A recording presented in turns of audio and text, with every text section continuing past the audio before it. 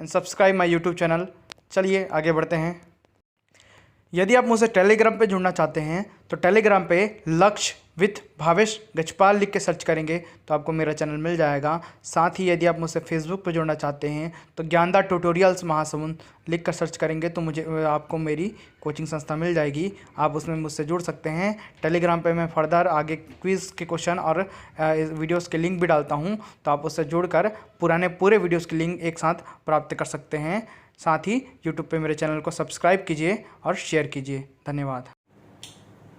Hello नमस्कार, मैं भावेश गजपाल आपका स्वागत करता हूं अपने यूट्यूब चैनल लक्ष्य विथ भावेश गजपाल में। आज का हमारा टॉपिक रहेगा छत्तीसगढ़ के आर्थिक सर्वेक्षण 2019-20 का कृषि संबंधी योजनाएं।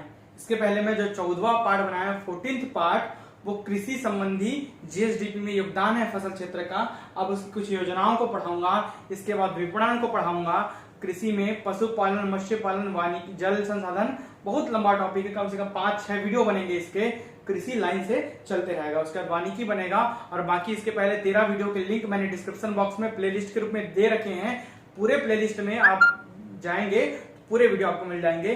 प्लेलिस्ट है इकोनॉमिक सर्वे 2019-20 छत्तीसगढ़ लिखा हुआ है, उसमें जाकर आप वीडियोस प्राप्त कर सकते हैं। ये पार्ट 15 है जिसमें हम कृषि संबंधी योजनाओं को पढ़ेंगे। सबसे पहले चालू करते हैं, जिसके क्वेश्चन सर्वाधिक बार अभी आ चुके हैं, साथ साथ मेंस के पेपर में भी इसको लिखने के लिए देता है। चलिए बढ़ते हैं। पहली योजना सुरजी गांव योजना। तो सुरजी गांव योजना के माध्यम से नरवा, गरवा, घुरवा व बाड़ी संरक्षण एवं संवर्धन का कार्य किया जा रहा है। पूछ चुका है कि नरवा, गरवा, घुरवा, बाड़ी संरक्षण का काम कौन सी योजना के तहत होता है, तो सुरजी गांव योजना के तहत यह कार्य होता है। जल संरक्षण, पशु संवर्धन, मृदा स्वास्थ्य एवं पोषण प्रबंधन हेतु ये योजना मुख्य रूप से चलाई जा रही है, जिसे सुरजी गांव योजना कहते हैं। अब इस योजना की प्रगति आर्थिक सर्वेक्षण 2019-20 के आंकड़ों के आधार पर देखते हैं हम। तो पहले बढ़ते हैं नरवा की ओर। 550 नालों का चयन किया गया है नरवा योजना के तहत। चयन कर gully plug, brushwood dam, check dam, loose boulder dam, check dam, ठीक है, आदि का निर्माण किया जाएगा। कम से कम 550 नालों का चयन किया गया, उनको स्वच्छ बनाया जाएगा और उनको संवर्धित करने के लिए काम किया जाएगा ताकि जल को बचाया जा सके। ये नरवा योजना का प्रमुख उद्देश्य है। ये आंकड़े जो है यही महत्वपूर्ण है, इसी को पूछेगा कितने नालों का चयन किया गया है, तो 550। दूसरा है गरवा। गरवा योजना के तहत 1903 ग्राम पंचायतों का चयन किया गया है। 1903 ग्राम पंचायतों का चयन कर गौठान की व्यवस्था की जाएगी, जहां पर उनको उत्तम चिकित्सा सुविधा, सांसद, उत्तम चारा प्रबंधन का कार्य किया जाएगा। उनके गोबर से कंपोस्ट खाद बनाने का भी योजना इसी के अंतर्गत क्रियान्वित की जा रही है। तो गरवा के अंतर्गत 1903 ग्राम पंचायतों को चयन किया गया है। आगे बढ़ते हैं। तीसरी घुरवा योजना। 1916 ग्राम पंचायतों का चयन किया गया घुरवा योजना के तहत, जिसमें 1,82,000 से अधिक घुरवा, कितने 1,82,000 से अधिक घुरवा, इतने ग्राम पंचायतों के 1,82,000 से अधिक घुरवा में वेस्ट डिकम्पोजर का उपयोग कर कंपोस्ट खाद बनाने हेतु कार्य किया जा रहा है। कंपोस्ट खाद बनाया जाएगा, जैविक खाद बनाया जाएगा, ऐसा मान सकते हो आप। डिकम्पोजर का उपयोग कर कंपोस्ट खाद बनाने हेतु ये घुरवा योजना सरकार द्वारा चलाई जा रही है। 20/12/2019 मतलब 20 दिसंबर 2019 तक की स्थिति में 3,13,974 टन जैविक खाद का निर्माण इससे किया जा चुका है। और इसी स्थिति में 20/12/2019 की स्थिति में 395 बायोगैस संयंत्र स्थापित किए जा चुके हैं। कितने? 395 बायोगैस संयंत्र, ये याद रखेंगे आप। आगे बढ़ते हैं। चौथा है बाड़ी। नरवा, गरवा, घुरवा और बाड़ी सभी सुरजी गांव योजना के अंतर्गत आता है। बाड़ी के अंतर्गत पढ़ेंगे 2012 ग्राम पंचायतों का चयन किया गया है, जिसमें बाड़ी विकास कार्य किया जाएगा। इसमें प्रत्येक घरों के पीछे जो बागवानी वाले क्षेत्र होते हैं, उनके बाड़ी के संवर्धन के लिए कार्य इसके अंतर्गत किया जाने वाला है। आगे बढ़ते हैं। दूसरी योजना का नाम है आधार प्रमाणित बीज उत्पादन एवं वितरण। आधार या प्रमाणित बीज उत्पादन एवं वितरण योजना। आपको बता देता हूं, मैं मुख्य बिंदुओं को ही लिखा हूं, ज्यादा एकदम कॉम्प्लिकेट नहीं किया हूं, सरल शब्दों में जो आता है, जो आ सकता है क्वेश्चन, उसी को लिखा हूं। देखिए, ये जो है राज्य पोषित योजना है और बाद में केंद्र प्रवर्तित होगी। पहले ये राज्य के द्वारा पोषण हो रहा था, इसका बाद में ये केंद्र प्रवर्तित योजना बन गई, केंद्र के द्वारा संचालित भी होती है। इससे इस योजना में 500 से लेकर 2500 रुपए तक का अनुदान, मतलब सब्सिडी, अनुदान का मतलब सब्सिडी दी जाएगी। आप यदि क्या खरीदते हैं, आधार एवं प्रमाणित बीज खरीदते हैं और उसको उगाते हैं तो आपको सब्सिडी मिलती है। 500 रुपए से लेकर 2500 रुपए तक की सब्सिडी इसमें दी जाती है।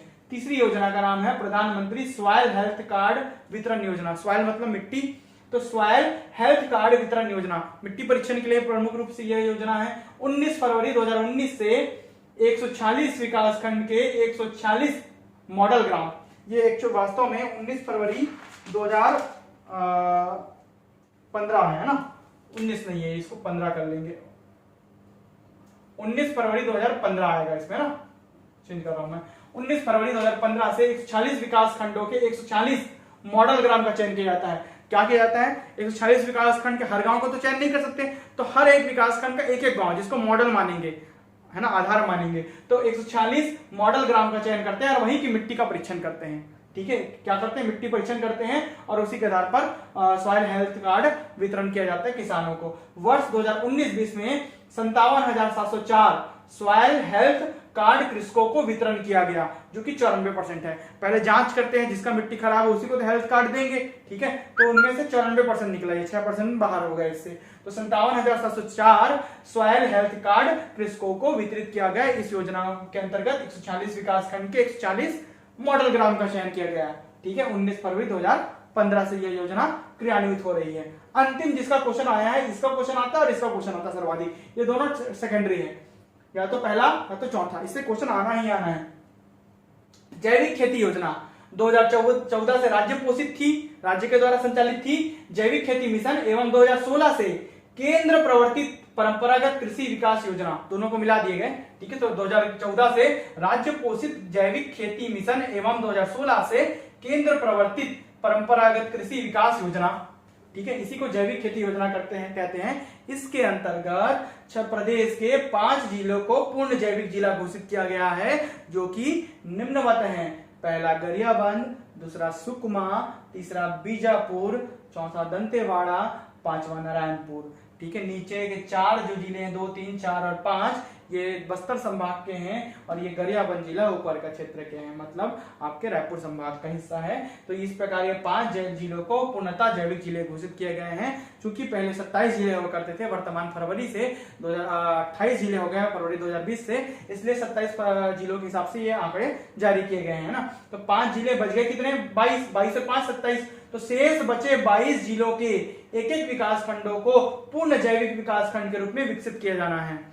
मतलब जो बच गए 22 जिले, उनके एक एक विकास खंड को चुनेंगे, उनको पूर्ण जैविक विकास खंड के रूप में विकसित करने का लक्ष्य है। अब देखते हैं जैविक फसलें। तो धान की जो सुगंधित फसलें हैं इसके अंतर्गत, किसकी, धान की जो सुगंधित फसलें हैं उसके क्या क्या सुगंधित फसलों के किस्म आते हैं। तो पहला आता है बासमती, दूसरा दुबराज, तीसरा बादशाह भोग, चौथा पूसा सुगंध, पांचवा जवा फूल, छठवा मोतीचूर, सातवां जीरा फूल, आठवां तुलसी मंजरी, 9वां काली कमोद, 10वां काली गिलास, 11वां तिलक कस्तूरी और 12वां लोकटी माछी, लोकटी मांछी, छा है ना, छतरी का छा है ये, लोकटी मांछी।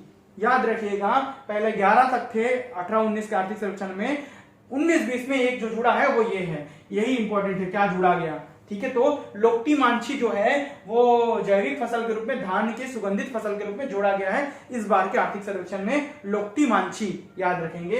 इसके अलावा दलहन और तिलहन की जो जैविक फसलें हैं वो अरहर है, अरहर का ये किस्म है, उसका ब्रांड का कोडिंग है, तो अरहर का LRG 41 है ना, ये याद रखेंगे, जैविक फसल है। अरहर का कौन सा जैविक फसल है पूछ दिया तो LRG 41 ही जैविक फसल है।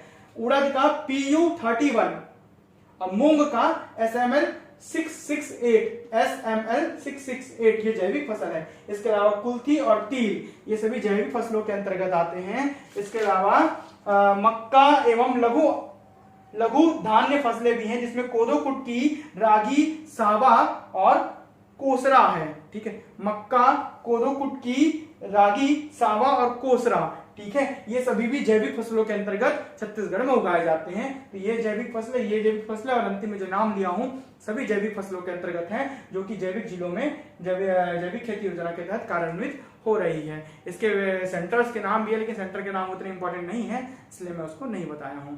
इसके पहले का वीडियो जरूर देखें जिसमें जीएसडीपी के बारे में बताया फसलों का, और बाकी योजनाओं के नलकूप वगैरह, सिंचाई वगैरह के बारे में बताया हूं। आगे मैं और इसके वीडियो बताऊंगा जिसमें विपणन के बारे में बताऊंगा। वीडियो में बने रहने के लिए धन्यवाद। साथ ही बेल आइकन को प्रेस करें ताकि आपको नोटिफिकेशन प्राप्त हो सके। धन्यवाद।